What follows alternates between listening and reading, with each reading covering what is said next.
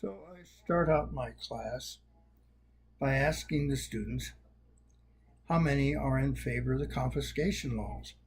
Isn't it fair that the law enforcement should be funded by the criminals rather than the taxpayers? And of course, these young students, a lot of them raise their hands and think it's a good idea.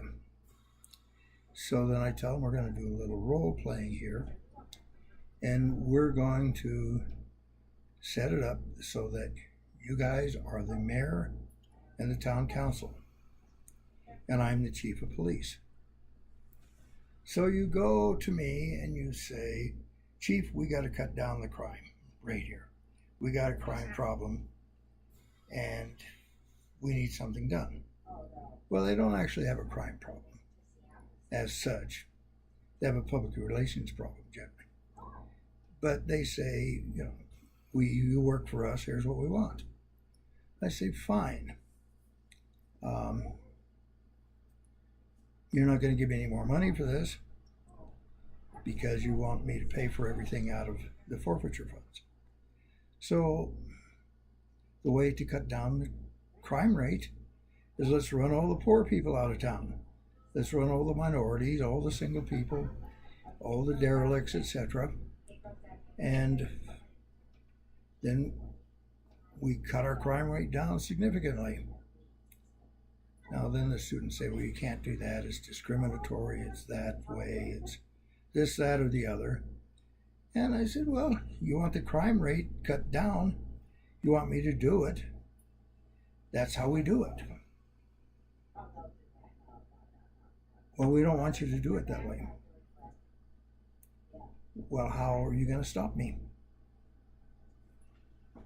So we get in this discussion how they're going to stop me. Sooner or later, some bright student comes up with the idea, we'll cut off your funding.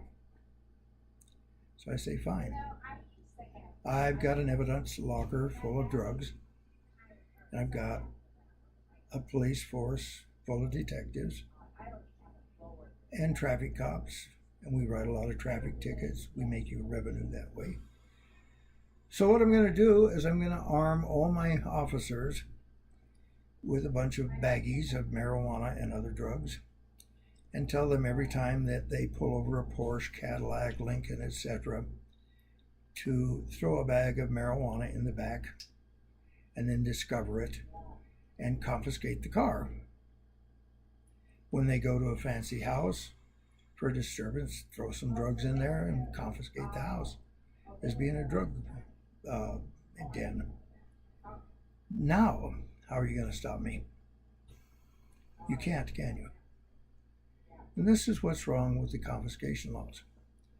What they do is they allow the police to become self-funding and circumvent the separation of powers doctrine that we've had in the Constitution forever. We have no control over the executive when they pull that shit. They can fund everything. This was discovered during the Vietnam era, when they went into CIA proprietaries and when it was uncovered that the CIA was smuggling heroin into corpses to Traverse Air Force Base and various other drug operations, and even later on with the Contras and the South Americans with cocaine. So they've always been able to fund a lot of their operations independently of Congress.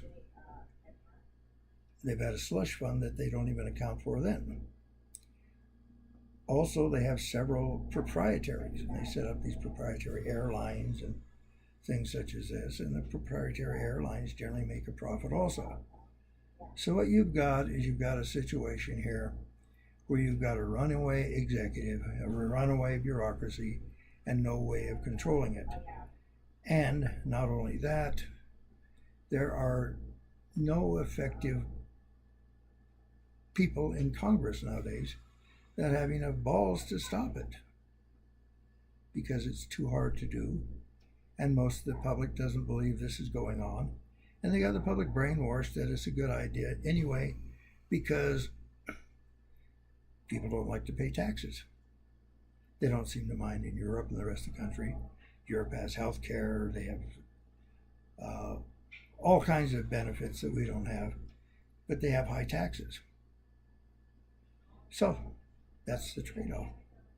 But if you're not going to have high taxes, or you're not going to have taxes to pay for the materials and pay for the services you need, then you're going to have a police state, and you're going to have a bureaucracy that runs rampant, and corruption that you can't control. Thank you for listening.